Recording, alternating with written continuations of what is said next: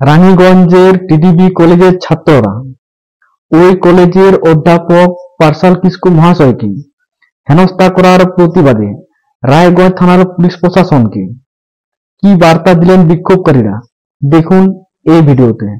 আচরণ করেননি সেটা আগে ভাবা দরকার আছে।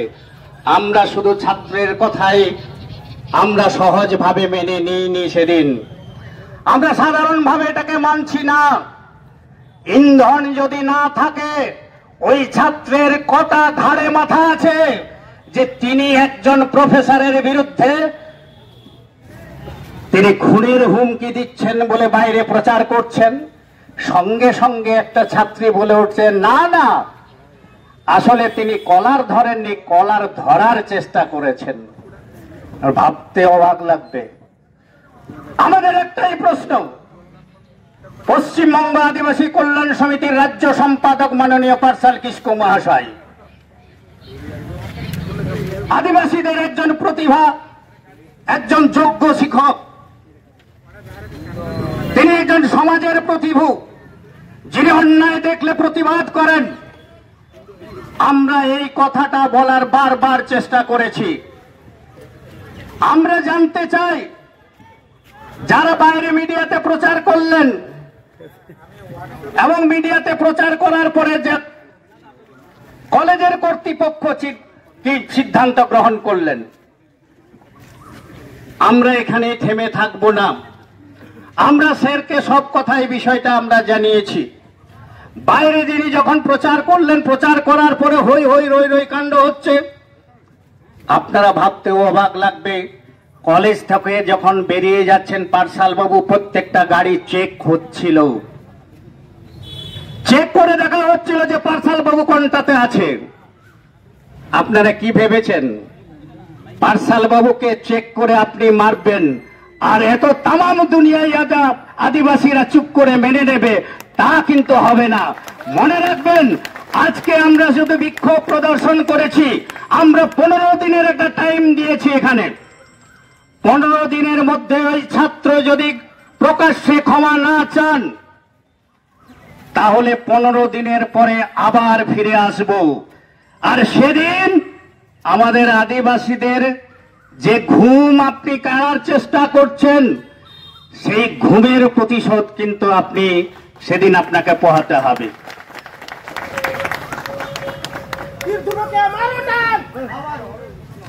স্বাভাবিক কারণে আপনাদের মনে হতে পারে, আমাদের স্যার বলেছেন যে আপনারা যেটা বলছেন তার সঙ্গে আমি সহমত। শুধু অফিসিয়াল না, তিনি বলেছেন একটা ছাত্র যে আচরণ করেছে তা ছাত্রের মতো আচরণ ছিল না।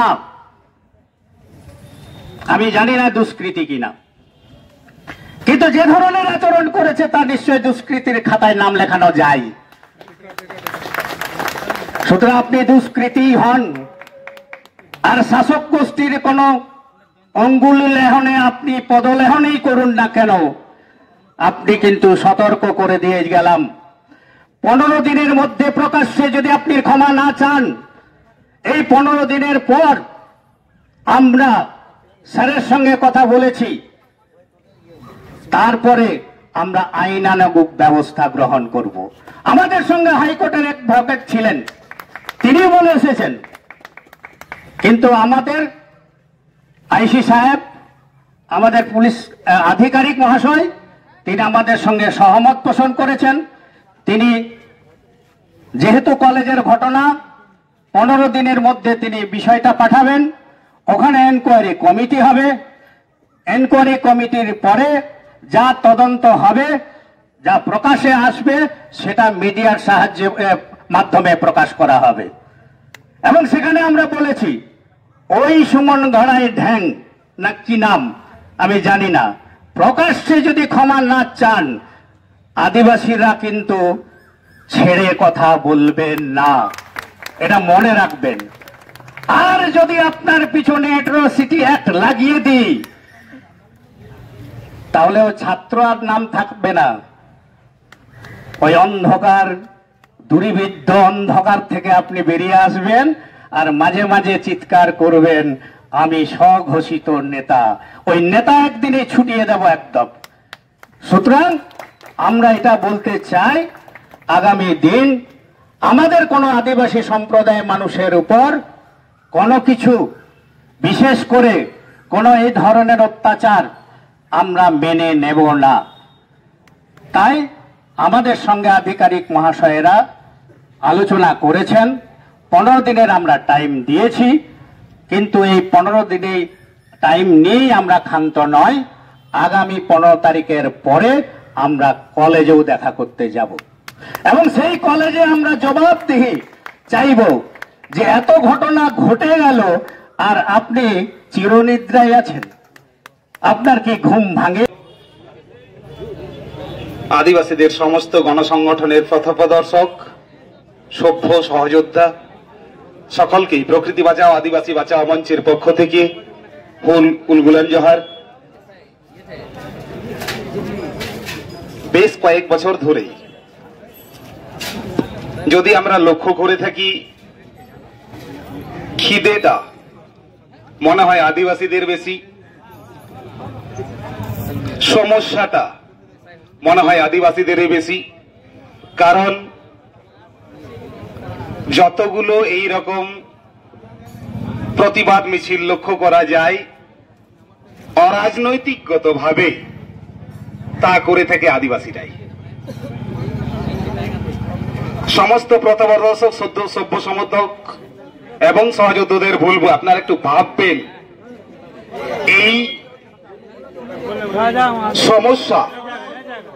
এই সমস্যাগুলো কে কৃত্রিম, এই সমস্যাগুলো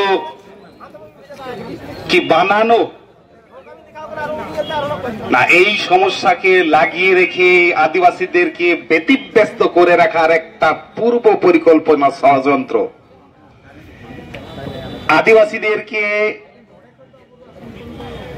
এমন ভাবে ব্যস্ত করে রাখার একটা অপপ্রয়াস, সেটা সরকারি হতে পারে, সেটা প্রশাসনিক হতে পারে। বারবার কেন আদিবাসীরাই পথে নামবে, বারবার কেন আদিবাসীরা কথা বলবে জল জঙ্গলের, বারবার কেন আদিবাসীরা লড়াই করবে তাদের শিক্ষা নিয়ে, তাদের স্বাধিকার নিয়ে, তাদের সংবিধানের অধিকারটাকে নেওয়ার জন্য। আমি এক্ষেত্রে আমাদের পূর্বতন সমস্ত বক্তাদের অনেক উলগুলান জোহার জানাচ্ছি। তাদের যে সমস্ত তারা কথা তুলে ধরেছেন, এইখানে পার্সাল বাবুর ক্ষেত্রে বা অন্যান্য যে সমস্ত আমাদের রেণুকা দি বা পাপিয়া দি এদের ক্ষেত্রে যে ঘটনা ঘটেছে, তার থেকে মনে হয় পার্সাল বাবুর ঘটনাটা একটু আলাদা আছে, আপনারও ভাববেন। কারণ পার্সাল বাবু এমন একটা সংগঠনকে পরিচালনা করে থাকেন, সেই সংগঠন হয়তো মৌচাকের ঢিল মেরেছে, তাই অনেকেরই জ্বলন লেগেছে। তাই পূর্ব পরিকল্পনা মতো ভাবেই অন্যান্য সমস্ত স্টাফরা থাকা সত্ত্বেও নির্দিষ্ট করে